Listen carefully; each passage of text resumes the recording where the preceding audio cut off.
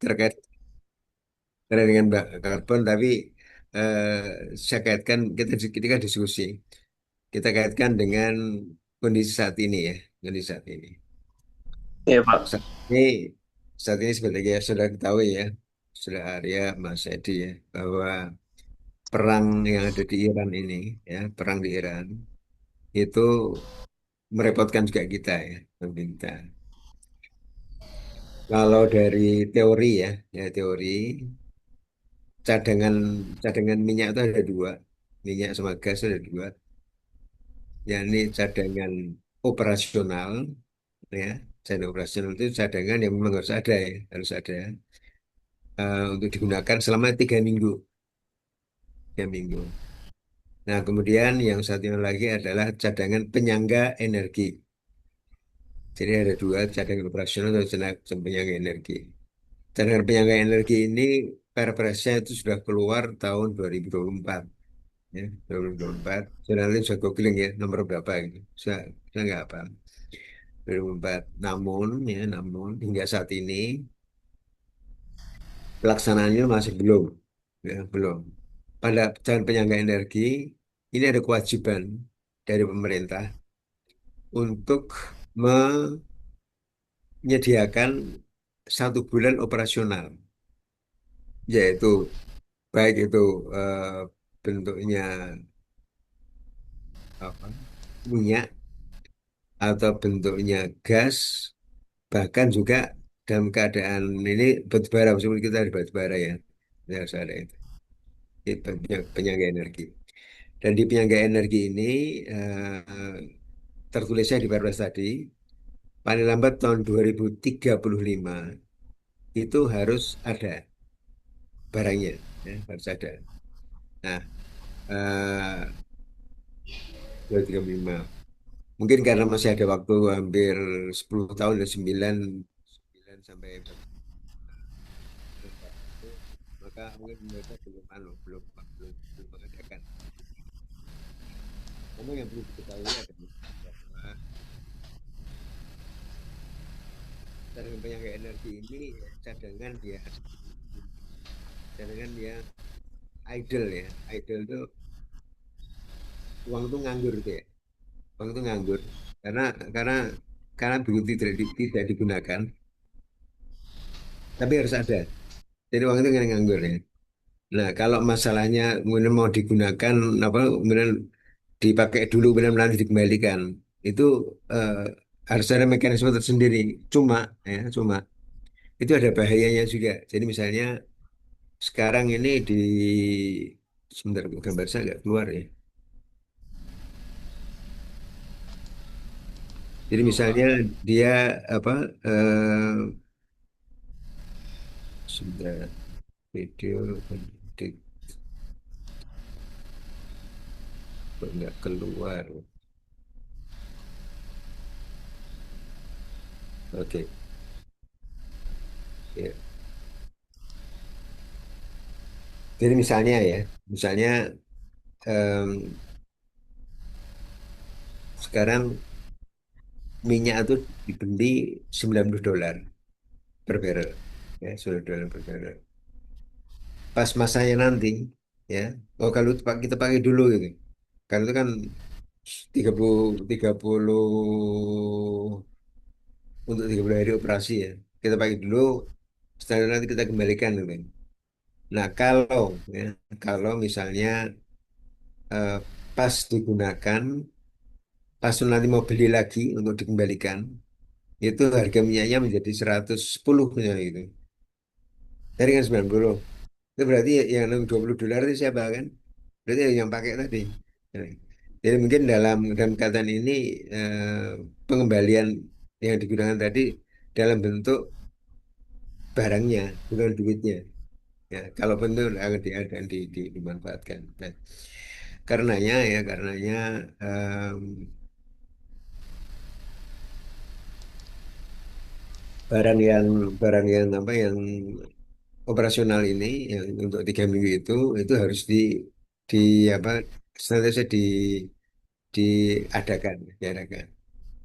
Perang Iran yang sekarang berlangsung itu sudah lebih lebih dari 5 minggu udah ya. 5 minggu ini masih bulan ke-6 ya.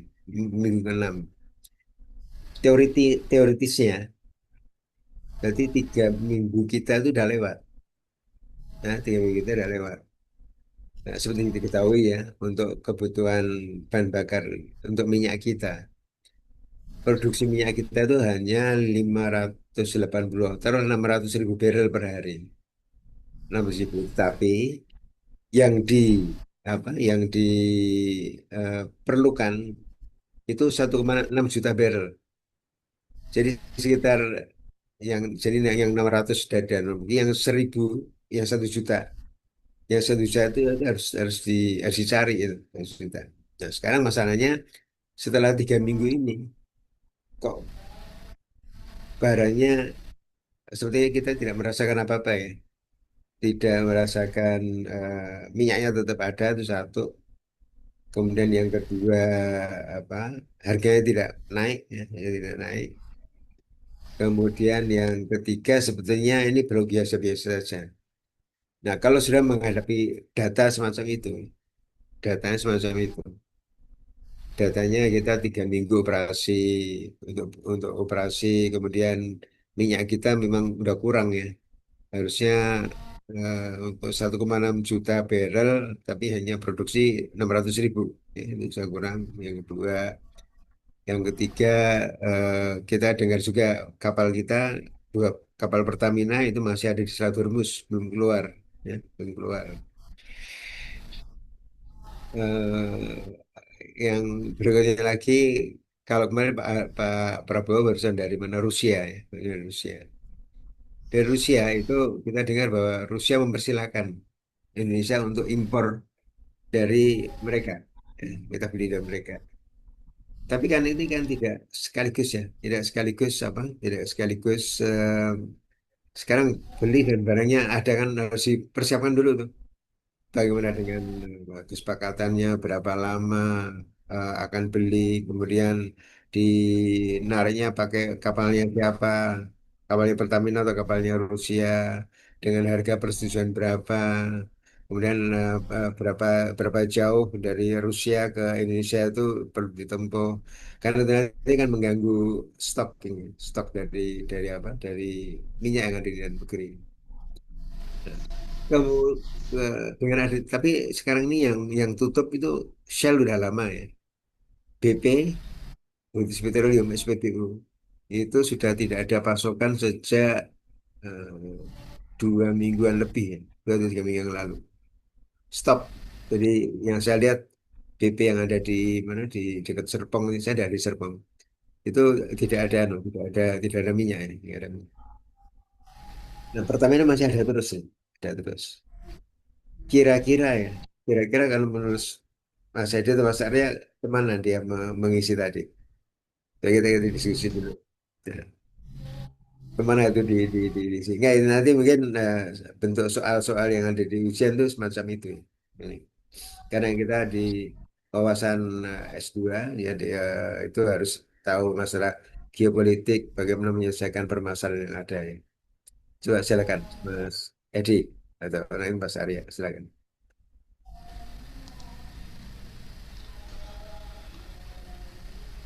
Ya Pak, kalau menurut saya, pandangan saya sementara ini ya Pak ya, untuk Ya. negara, eh, misalnya untuk Shell atau misalnya British Petroleum BP, itu saya pernah mendapatkan informasi Pak bahwa mereka sebenarnya itu pasokannya juga dari Pertamina juga Pak.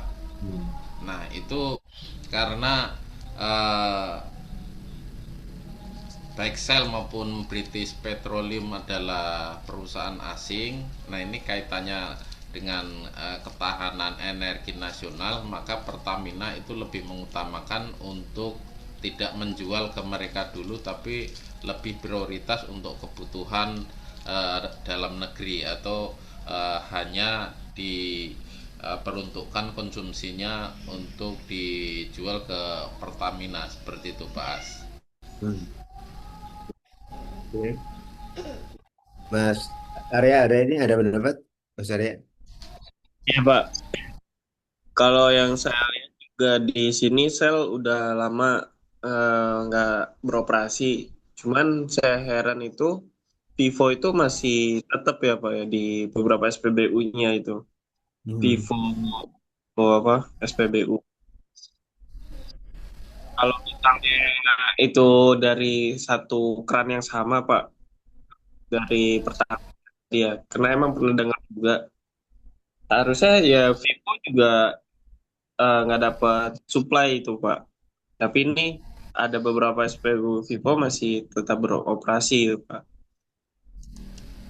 Bukannya Vivo masih ada operasionalnya atau sudah nggak ada Vivo? Mas, masih beroperasional Pak. Oh berarti tidak semuanya ya. Ya, Iya, jadi kalau yang BP itu kalau di daerah Serpong ini udah tiga minggu ketiga ini tutup, nggak ada pasokan. Shell udah lama, Shell mungkin lebih sejak perang itu dimulai dia sudah mulai iya. kerepotan. Ya. Sejak apa Ya. peraturan Pak Bahlil itu ya Pak ya. Kan sebelum perang juga udah ditekan itu ya Pak ya. Yang apa namanya kebijakan yang harus satu keran itu ya dari Pertamina itu ya Pak ya. Ya. Hmm. Iya Oke, Pak. nah sekarang realitanya kan kita masih bisa mendapatkan harga yang 12.300 Pertamax, kemudian Pertalite itu 10.000 itu masih ya. Diesel itu juga cuma saya bisa googling ini pada 2 atau 3 hari yang lalu ya. Solar untuk industri itu sekarang dipatok harganya 32 ribuan kira-kira. Di atas 30 ribu. Saya bisa googling itu. Googling. Nah, eh, memang yang kita impor itu bentuknya itu masih raw material, jadi masih crude oil, masih minyak mentah ya, minyak mentah. Jadi nanti itu datang, kemudian nanti akan dianukan di mana, masuk ke kilang yang ada di apa ke Cilacap, apakah ada di Balikpapan, apakah di Dumai, ya, gitu ya, di sana nanti baru dipisah-pisahkan. Oh, yang jadi bensin sekian, eh, yang jadi Pertamax sekian, yang ronnya lebih tinggi lagi sekian, yang afternya sekian, Pertalite sekian dan seterusnya. Jadi masih proses lagi. Jadi kalau kita lihat dari segi waktu kayaknya nggak ngejar nih, kayaknya nggak ngejar. Ya, jadi ada data tadi 1 3 minggu.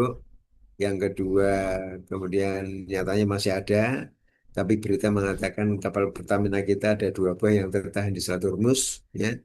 Kemudian yang berikutnya lagi harga tidak naik, harga tidak naik. Nah, memang bagi pemerintah itu ada yang sulit ya, agak sulit. Karena waktu perang terjadi pas Lebaran, ya. Wah, pas Lebaran ini kan banyak orang mudik ya, termasuk saya mudik juga itu. itu itu berapa juta kendaraan dari Jakarta keluar kan itu bensin semua, orang nggak berani pakai kendaraan listriknya karena kendaraan listrik ya meskipun irit tapi begitu dia harus charging itu minimal perlu waktu bisa setengah jam atau bisa 1 jam ya. Kalau kalau begitu datang langsung ngecharge nggak apa-apa, tapi kalau misalnya masih ada 5 mobil lagi yang di situ dan dia harus nunggu, coba bayangin. Berarti Hmm. harus nunggu, kalau setengah jam berarti kan 2,5 jam tambah berarti bisa 3 jam kemudian baru dia ngecharge gitu. Sehingga ketika Lebaran kemarin hampir tidak saya lihat yang menggunakan kendaraan listrik. Nah itu eh, mungkin pemerintah inginnya bahwa rakyat tidak secara sosial itu tidak ada gejolak. Mungkin satu itu. Yang kedua, jadi minyak ada, oke. Yang kedua, harga tetap. Harga tetap. Mungkin perintah yang di sananya at any cost ya mungkin ya karena saya tidak ada di dewan-dewan lagi, at any cost minyak harus ada ya, dan secara sosial itu tidak, sosial politik tidak tidak mengganggu yang ada di internal ini, apalagi masa-masa Lebaran kemarin. Kemudian yang ketiga Pak Menteri, Menteri ESDM itu dan juga termasuk SKK Migas, termasuk dari Pertamina ya, diminta untuk mencari sumber-sumber lain. Saya kira itu ya. Itu. Nah, dalam perdagangan internasional itu ada yang eh, minyak yang dijual kontrakan secara kontrak gitu ya. Seperti yang kita lakukan ya. Kita punya kontrak itu dengan Iran berapa, dengan ada Timur Tengah, Angola dan seterusnya itu kita ada kontrak di situ. Harus menyediakan berapa. Jangan sampai ini one prestasi, jangan sampai apa, jangan sampai tidak terpenuhi. Tapi di luar itu ada juga minyak, tapi black market ya.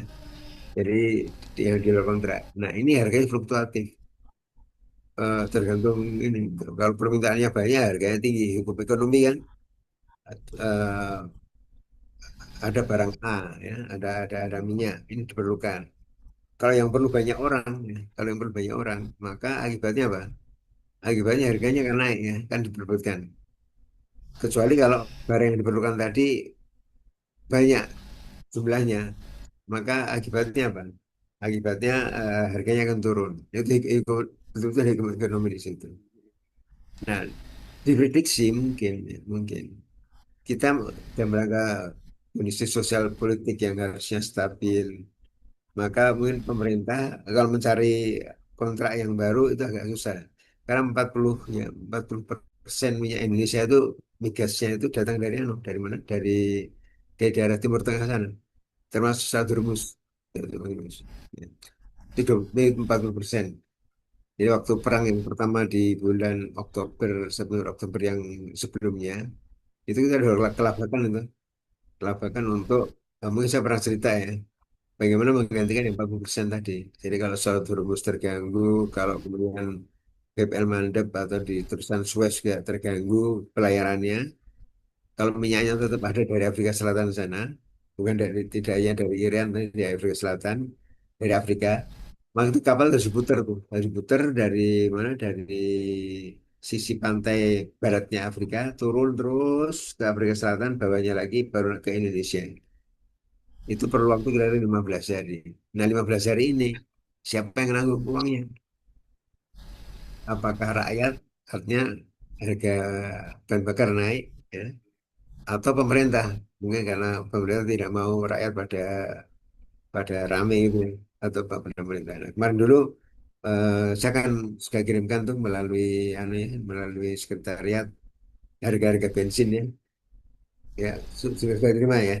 Ada dua itu harga bensin sama harga bensin sama harga solar ya, solar.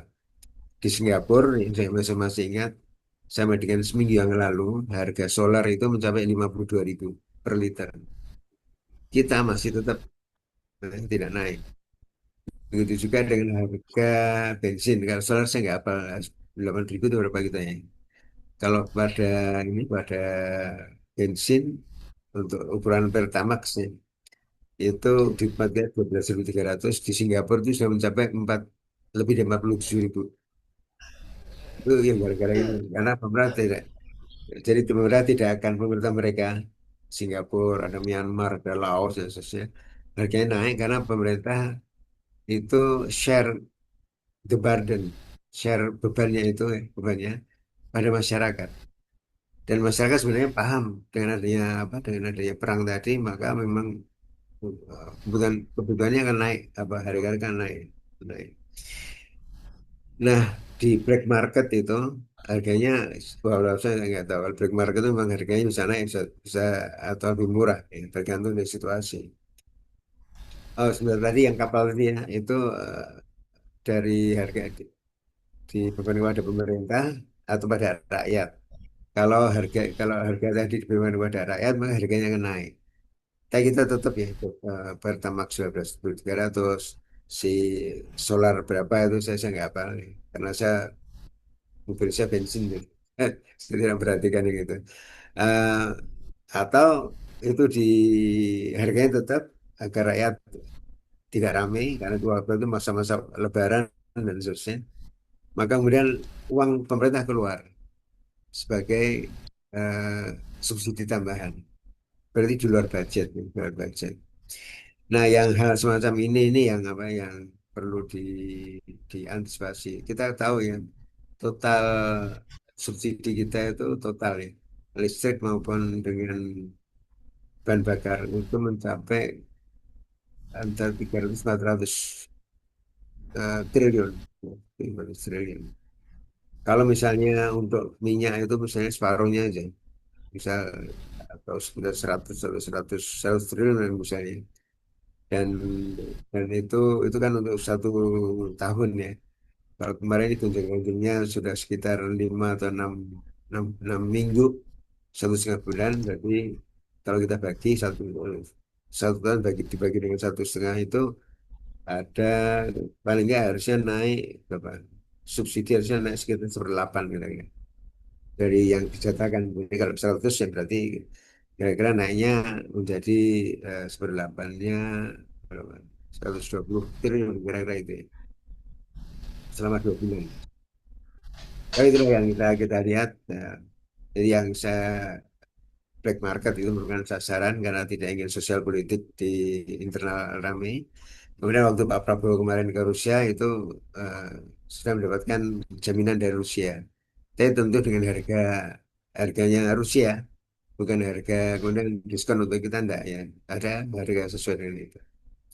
Nah, ini yang apa yang kita alami ya. Dulu ada juga ya, untuk sekedar Arun, saya tahu ya di Sumatera Utara ya, Arun. Arun itu penghasil LPG, ya, LPG. LPG minyaknya di apa di anu dua di kontrak pemanfaatan ini ada dua. Satu untuk internal dalam negeri untuk pupuk pembuatan pupuk. Kemudian juga waktu itu LPG-nya masih belum masif seperti yang kita gunakan sekarang ini. Terus satu lagi dijual keluar, itu kan kontrak dengan Singapura. Dan ternyata dalam apa dalam pelaksanaannya reservoir gasnya itu tidak sebagaimana yang diperkirakan. Jadi misal saya nggak apa, misalnya itu bisa googling ya. Aron itu diperkirakan cadangan gasnya misalnya untuk 30 tahun. 30 tahun. Kalau diambil sekian, 30 tahun gitu ya. 30 tahun. Itu dibagi dua, satu untuk eksternal, kontrak, satu lagi dalam negeri. Kontrak itu isinya kontrak itu apa sih? Kepastian jaminan pasokan. Jadi misalnya Mas Edi punya apa kontrak terhadap eh, kantor itu apa? ATK ini ya, alat alat tulis kantor, kontrak. Pokoknya saya beli sekian, harganya sekian eh, selama setahun ini, kan begitu. Nah, kalau misalnya tiba-tiba Mas Edi tidak mendapatkan apa, tidak si si penyedia tadi tiba-tiba karena pabrik kertasnya mesinnya pas rusak dan seterusnya, maka ada kewajiban untuk mengadakan apa, mengadakan ATK yang di luar itu, ya di luar itu, dan itu tentu on the spot ya, itu yang saya bilang dengan black market tadi, itu sudah terpenuhi. Nah, kalau misalnya ini nggak ada, berarti harus cari-cari lagi. Kalau mau mendapatkan kontrakan yang lain, itu kan perlu waktu tuh. Perlu waktu untuk negosiasi, berapa lama, berapa besar, ke arah mana. Karena wilayah Indonesia kan luas ya.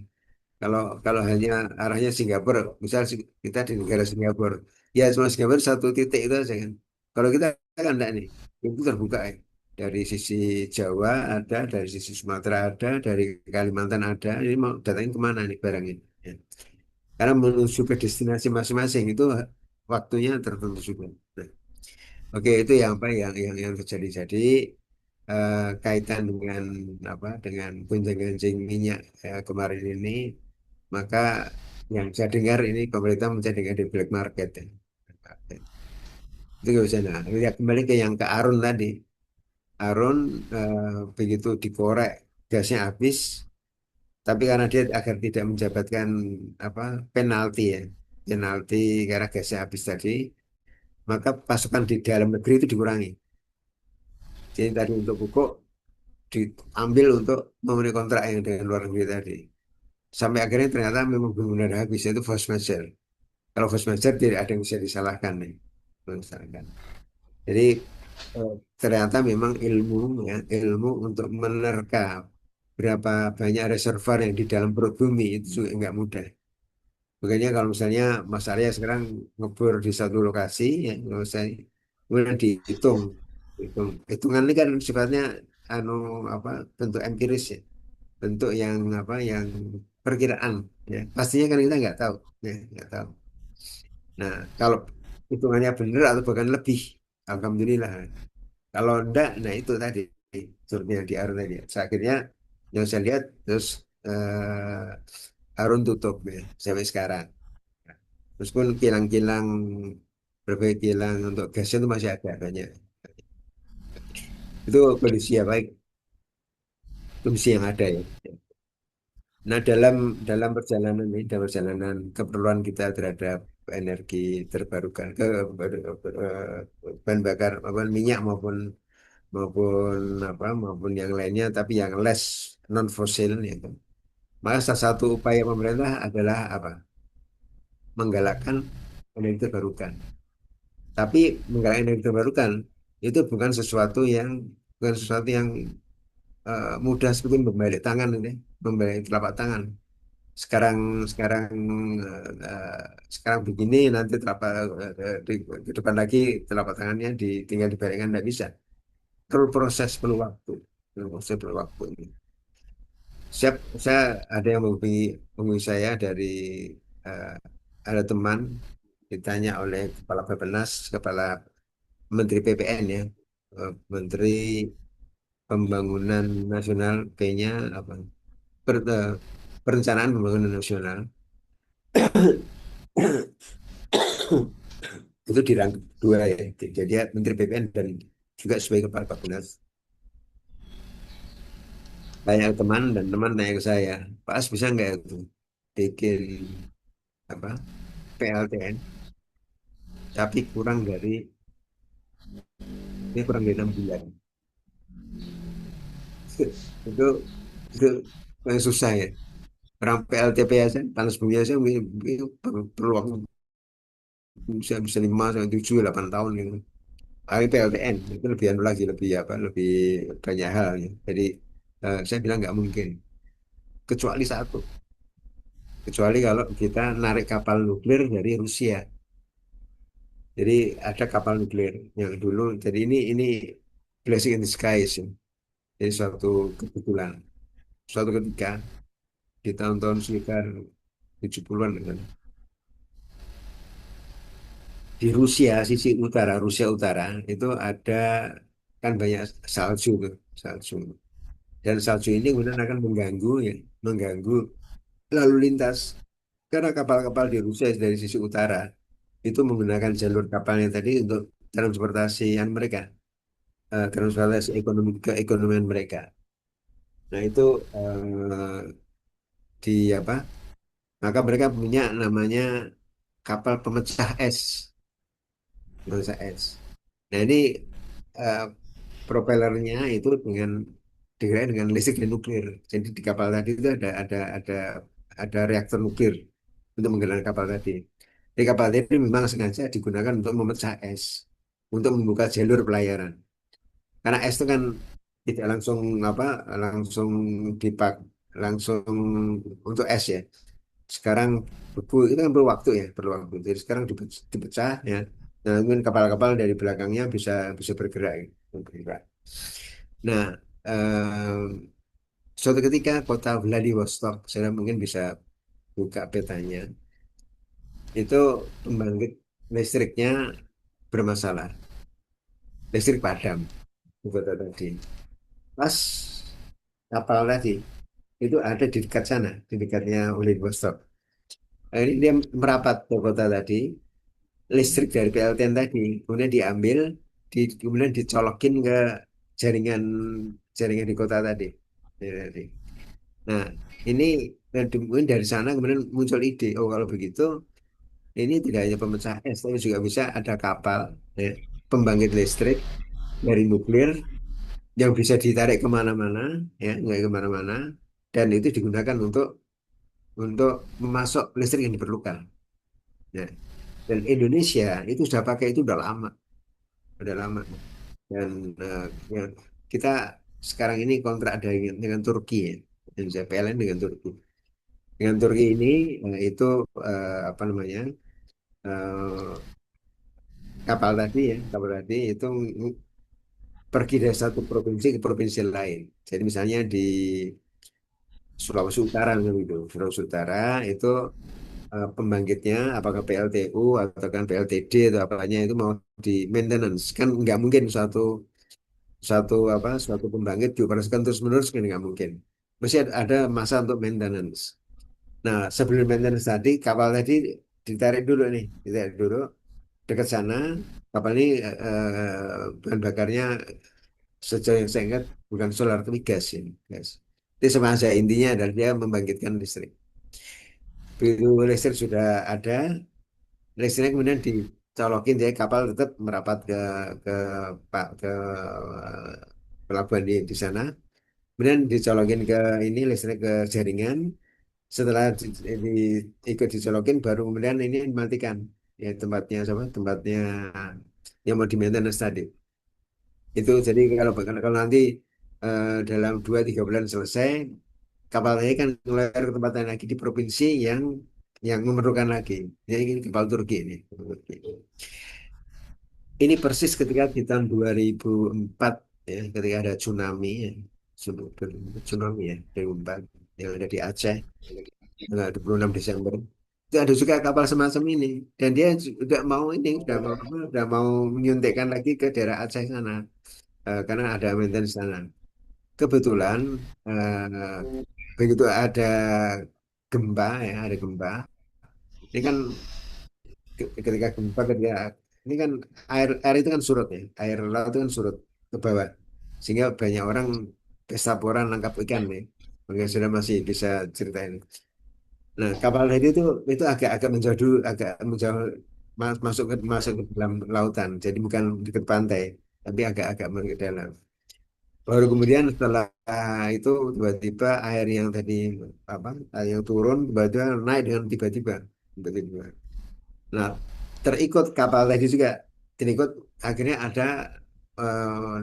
akhirnya masuk ke daratan kapal tadi dan kemudian landing ya di sana di daerah Aceh saya lupa namanya daerahnya lupa ini itu sama sekali jadi museum ya. Museum kapal itu dan kemudian landingnya itu bisa bukannya miring bukan tetap bisa horizontal gitu bisa horizontal.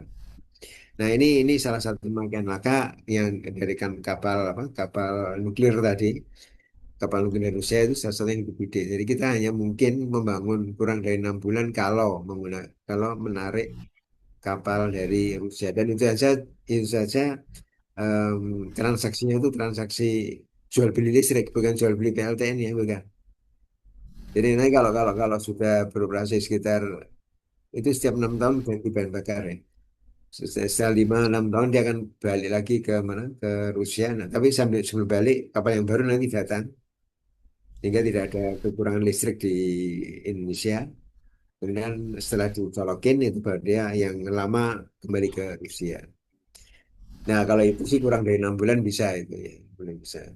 Nah jadi kembali apa kenapa saya cerita tadi bahwa perencanaan energi ya semuanya apakah dari sisi minyak, apakah dari sisi listrik, apakah itu dari segi gas ya itu memang harus dilihat secara komprehensif. Tidak bisa suatu perencanaan itu kalau mulus-mulus saja nggak masalah nggak apa tapi harus juga dipikirkan manakala ada satu satu kejadian yang luar biasa disaster ya suatu kejadian apakah karena alam ya apakah karena alam ada gunung meletus ada tsunami di Selat Sunda misalnya gitu atau apa lagi atau yang kedua karena perang ya perang itu semuanya akan mengganggu akan mengganggu. Nah, itu harus diantisipasi dan perencanaan.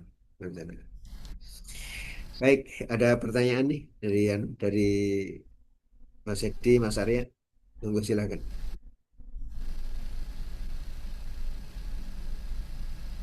Pak, mau nanya, itu kalau kebijakan nuklir di Indonesia sendiri, nanti misalnya apa namanya dibikin pembangkitnya itu kan uraniumnya itu kan mesti didatangkan dari luar ya Pak ya. Jadi untuk proses bahan bakunya kan perlu dari luar. Itu apa kebijakannya itu udah ada Pak di Indonesia sendiri Pak? Ada. Jadi sebenarnya, nah ini Indonesia itu kayak foto-foto ya. Foto-foto itu maju, mundur, mundur, maju lagi. Tapi tetap di tempat yang sama gitu. Foto-foto. Itu, itu kalimat pertama yang dikeluarkan Bu Mega.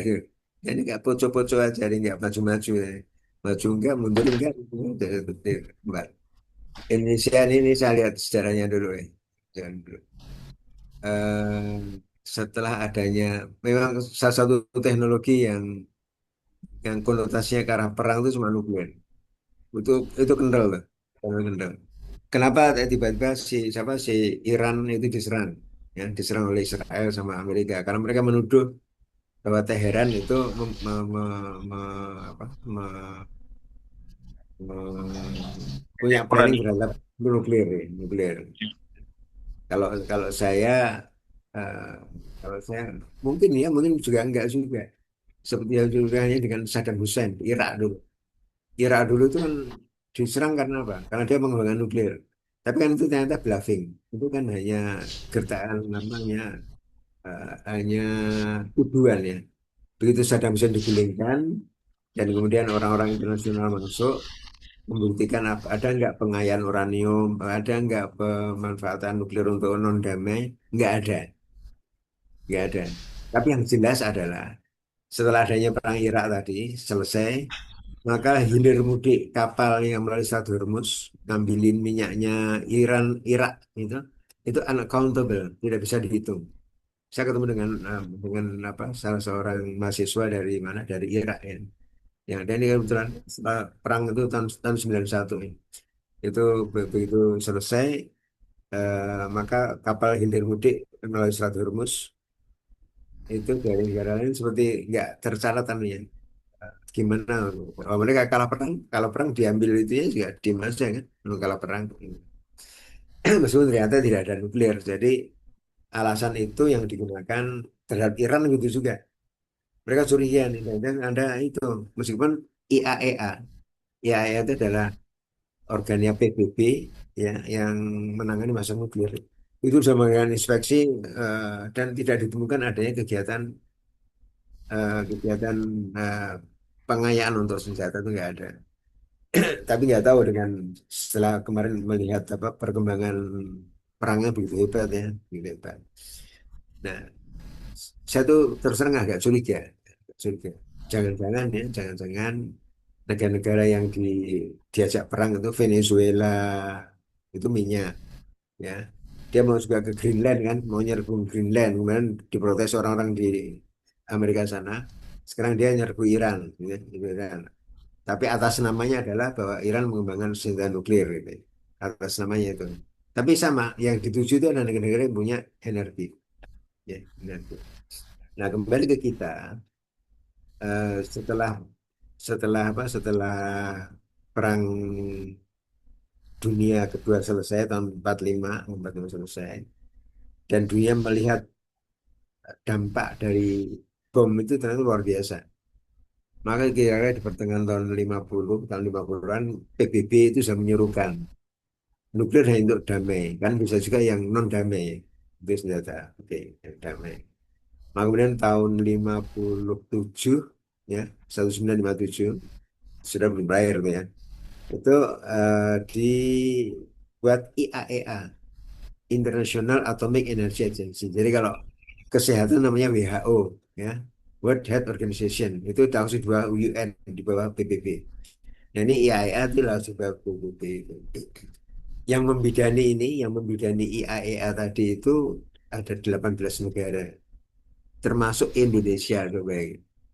Tahun 57 Bung Karno itu sudah punya visi jauh ke depan ya, untuk kita memanfaatkan tenaga nuklir tapi maksudnya untuk maksud damai tadi.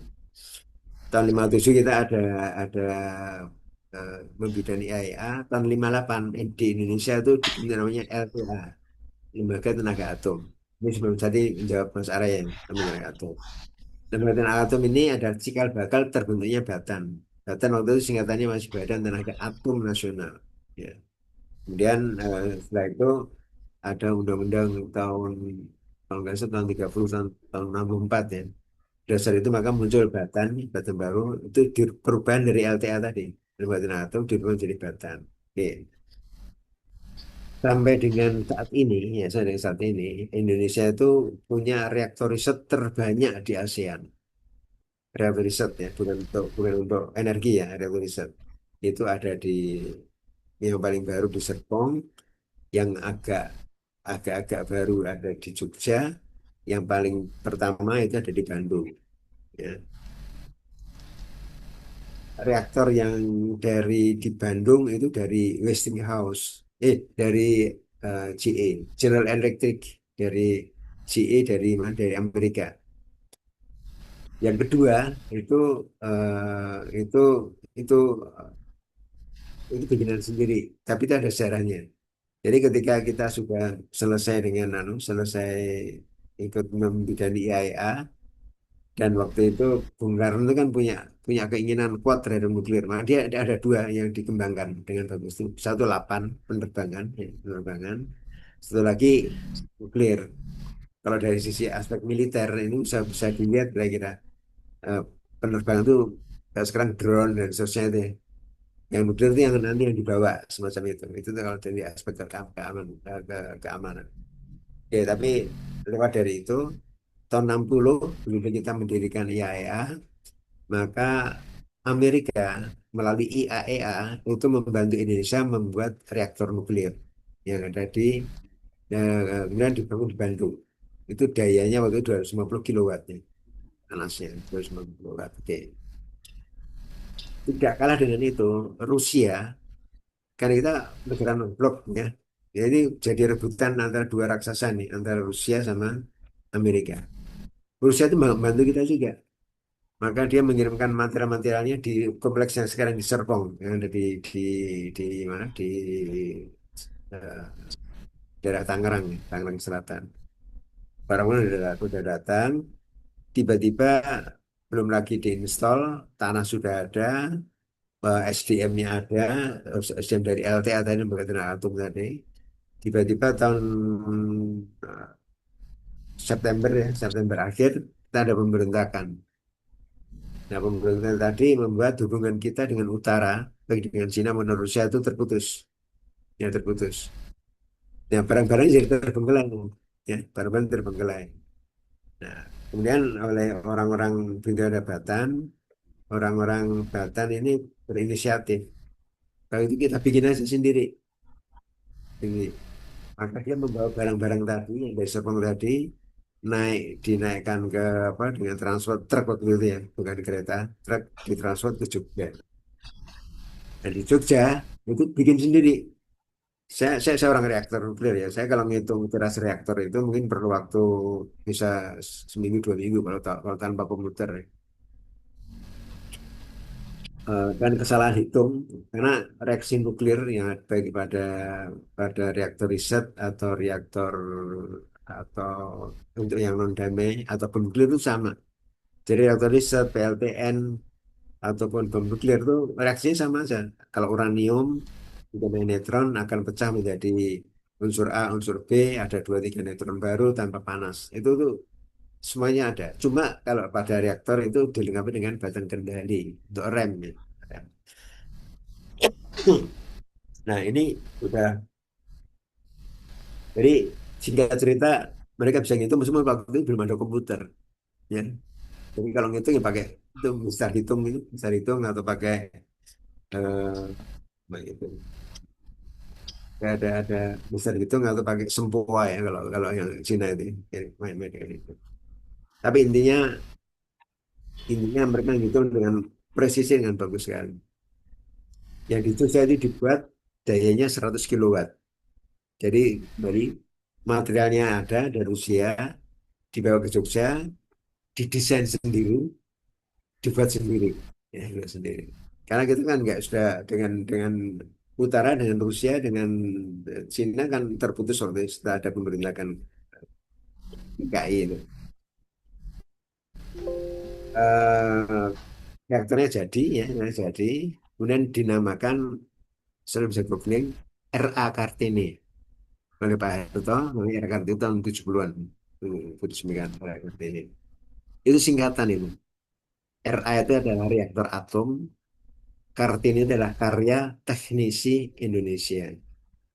Jadi itu singkatan. Jadi kalau kalau awal dulu saya juga nggak tahu itu, tapi kalau namanya nama perempuan ini kan seperti Bu Kartini itu kan, ini namanya reaktor atom karya teknisi Indonesia. Itu legacy ya, itu legacy kemampuan kita sudah sampai segitu dulu. Gitu. Oke, dalam perundang-undangan, kemudian tahun tahun dua ada undang-undang energi muncul di sana. eh, jadi dari awal tadi kita mainnya reaktor riset nih, belum ke arah sana, belum ke arah yang reaktor apa yang PLTN. Karena memang mungkin sekiannya lebih besar ya, lagi politiknya lebih besar. Sampai eranya Pak Harto selesai, era Pak Harto selesai, ini sebelum masih ada PLTN-nya, dan sampai sekarang. Meskipun kemudian dikemas itu dalam Undang-Undang Energi. Undang-Undang Energi itu ada nuklir juga di situ, kemudian ditransfer lagi ke kebijakan energi nasional. Yang pertama itu 2014. Di kebijakan tadi nuklir ada tapi sebagai opsi terakhir. Jadi kalau yang lainnya nggak ada, baru nah itu akal-akalan permen kata sebenarnya anggota anggota Dewan Energi Nasional itu juga nggak setuju. Cuma dia untuk mengutarakan bahwa ya Anda orang-orang ini yang nuklir memang ada tapi opsi terakhir ya gitu ya. Opsi terakhir. Nah, sebutan kemudian waktu saya masuk di Dewan Energi ini ada kebijakan energi nasional yang baru. Di situ bukan opsi terakhir tapi eh, penyeimbang generasi listrik. Nah, mungkin kita anukan dengan data tadi. Tahun 2032 kita harus sudah punya PLTN, kemudian sampai tahun 2060 waktu net zero emission ya, em, itu sekitar 11-12% pembangkitan energi listrik di Indonesia itu berasal dari nuklir. Jadi ceritanya itu. Jadi kalau kalau kalau dari segi keinginan itu sudah lama. Tapi ini masalah politik ini yang di luar kemampuan para ilmuwan, para teknolog. Itu mas saya ya. Jadi sampai sekarang belum. Baru reaktor listriknya baru digunakan untuk kebanyakan untuk apa namanya untuk kesehatan X-ray atau X-ray ke- kesehatan atau untuk industri. Saya berikan sepintas dan sebelum saya akhiri ya. Em, Kalau misalnya Mas Arya di rumah ada lampu yang di atas ya, lampu. Kemudian ada mata kita. Kemudian bawa kertas tuh. Kertas kan ada yang 60 gram, 70, 80 gram. Diterawangkan, terawangkan, lampunya nyala. Maka kalau 60 gram ya, dia akan lebih terang ya daripada kalau yang 70 gram yang kita anukan, kita terawangkan. Atau 80 gram mungkin agak lebih sedikit gelap ya, karena masanya lebih banyak dia, masa lebih gelap. Anu ya, apa namanya? Logis ya, logis. Nah, sekarang di selembar kertas tadi itu kita kasih seutas rambut, kasih rambut ya, Sal, untuk ya. Maka yang ada di mata kita semuanya terangnya sama, ya. Kertas tadi terangnya sama. Tapi yang ada rambutnya tadi itu hitam, hitam ya. Karena apa?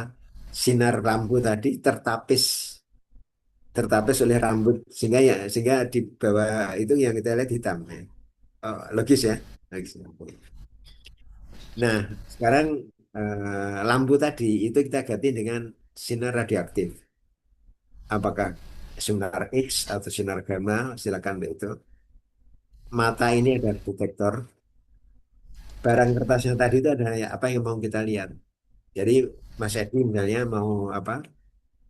Anu toraks dada ya. Jadi eh, dalam rangka apa? Dalam rangka cek kesehatan gitu ya. Kita di depan apa? Di depan X-ray, punggung kita menghadap ke X-ray-nya. Di depan dada kita itu ada filmnya. Kalau yang model lama ada filmnya. Kemudian kita disuruh ambil napas ya, lalu ditembak tuh istrinya, Sret, gitu ya. Paling hanya seperempat detik atau kurang dari itu. Nah, sekarang ini seolah-olah seperti tadi, ada lampu itu X-ray-nya, ada kertas itu badan kita, mata itu diganti dengan film tadi, film tadi. Sinar sinar X, sinar gamma dan seterusnya. Itu lebih mudah berobos masuk melalui tulang atau melalui daging. Daging kan lebih mudah Daging. terobos ya, Daging. terobos. Akibatnya kalau waktu di toraks kita, eh, sinar X-nya itu lebih banyak yang terobos ke arah daging. Sehingga filmnya itu dia agak lebih hitam dia. Kalau dia menerop ke mana ke arah tulang, tulang lebih masif ya, lebih lebih keras, lebih ini. Maka sinar X-nya itu tidak ada yang tidak mampu untuk meneruskan, stop ya, sehingga pada film karena kurang dari kurang sinar apa sinar yang masuk tadi, ketika film itu dicuci maka dia tutup putih karena tidak ada sinar X yang itu tertahan di tulangnya tadi. Jadi warna putih itu putih itu bukan karena tulang kita putih, bukan, tapi karena tertahan tadi ya, sinar X-nya tertahan.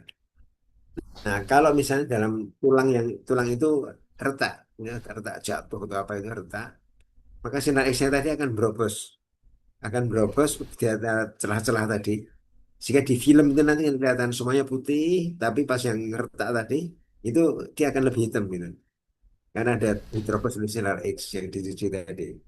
Anu mudah ya diikuti ya. Oke, itu kalau dari luar. Nah, kalau misalnya yang sakit itu otak ini. Itu orang itu pusing, woy, pusing aja, nggak tahu lagi sebelah mana yang sakit, pokoknya pusing udah sakit. Dokter mungkin pengen melihat ini di dalamnya ada apa gitu ya di otaknya tadi.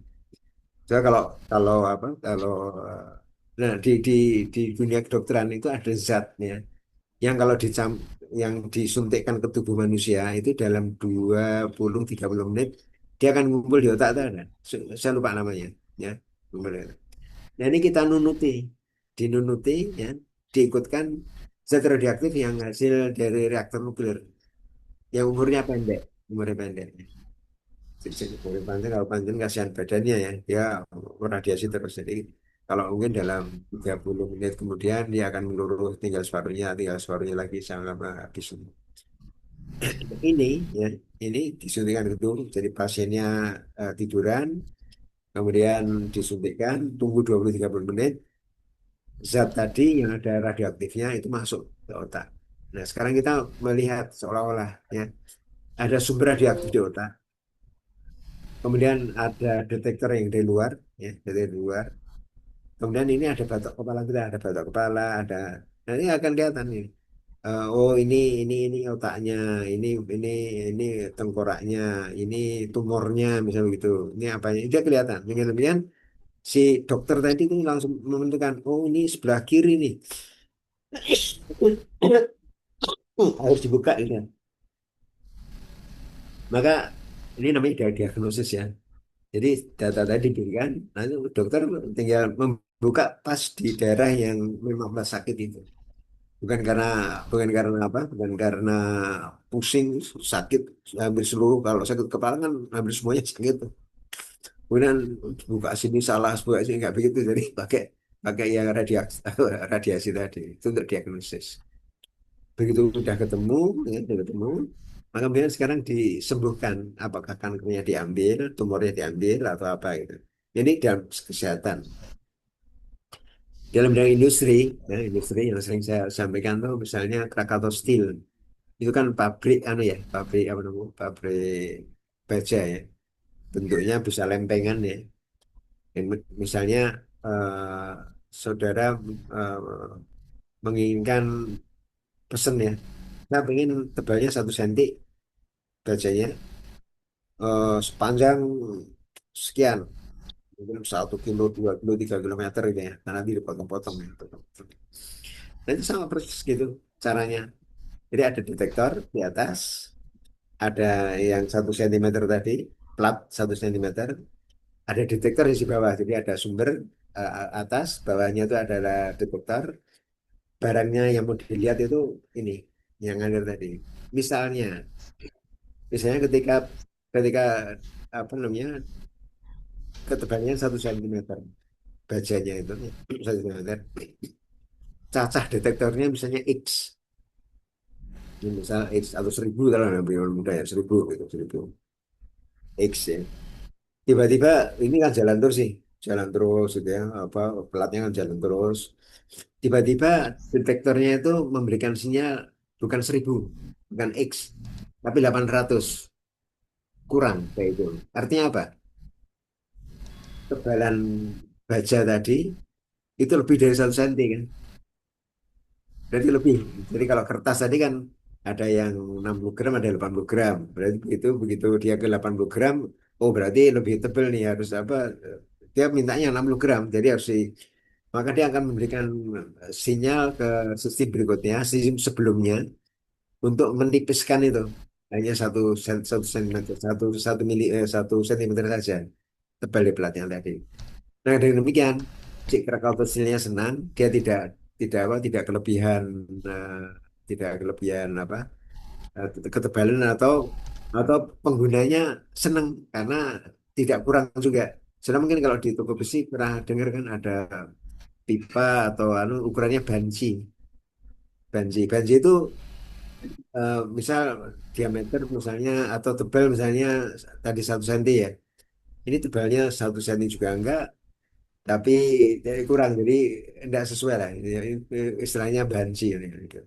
Iya. Dan jadi untuk apa, quality control itu sangat bagus sekali. Itu di industri Coca-Cola ya, Coke ya, itu juga ini botol kosong lewat. Ini ada sumber, sebelah sininya ada apa? Ada sebelah satunya lagi ada detektor, Coke-nya lewat di tengah. Itu pas di tengah sini air dari atas ngocor masuk. Airnya naik kan, naik. Pas sejajar dengan apa? Dengan antara detektor dengan sumber radiasi tadi, itu kan berarti kan cacahnya kan berkurang kan. Tadi tadi hampa udara, sekarang ketutupan air. Jadi kalau tadi cacahnya misalnya 1.000 gitu ya biar mudah. Kemudian begitu ada tertutup, dia cuma 800 atau 700 gitu ya, karena tertutup dengan level level cairannya tadi. Maka begitu ini kurang dari itu, dia langsung memberikan sinyal ke sistem yang ngocorin tadi, yang untuk stop. Jangan dimasukin lagi, karena sudah sesuai. Jadi kalau sudah pesan 200 mili, isinya 200 mili, 200 cc. Kalau sudah isi 1 liter ya 1 liter tetap. Jadi itu quality control ya yang apa yang digunakan untuk industri. Yang ini ukuran tidak ada yang fancy, tidak dirugikan kalau minuman, kemudian industrinya juga tidak rugi dia. Tidak memberikan minuman lebih harusnya 200 mili dia memberikannya 210 mili misalnya gitu. 210 mili itu cuma satu. Kalau ini ribuan ah, ribuan kaleng itu kan berguna berapa aja kan berguna lagi itu pemakaian di industri. Nah, di Indonesia pemanfaatan untuk kesehatan sama industri itu kuat ya. Tapi begitu karena PLTN ini yang masalah teknologi yang tadi masalah faktor politisial dibuat. Tapi kita tunggu aja mudah-mudahan dengan kebijakan energi nasional yang baru hal semacam bisa direalisasikan. Kayaknya itu dulu ya Mas Arya, Mas Edi ya. Baik, Pak. Jadi nanti mungkin kalau dalam soal-soal ujian, saya inginan masalah logika ya, logika saudara sebagai S2 itu yang dikembangkan di sana. Nanti. Kita akhiri ya. Nanti kalau nggak salah nanti siang masih sama bukan ya? Oh yang semalam dengan saya ya. Oke, saya kira Oke, demikian. Pak. Saya tutup ya. Baik, terima kasih. Assalamualaikum wabarakatuh. Terima kasih. Waalaikumsalam warahmatullahi wabarakatuh. Semoga lega sehat kembali Pak As. Terima kasih. Terima kasih. Ya.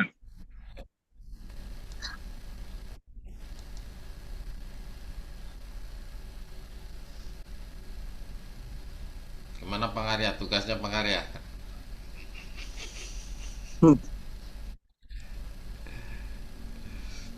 Ini nanti kelas ekonomi energinya ya Mas ya. Iya. Pak Arya, Pak, sebentar Pak, saya stop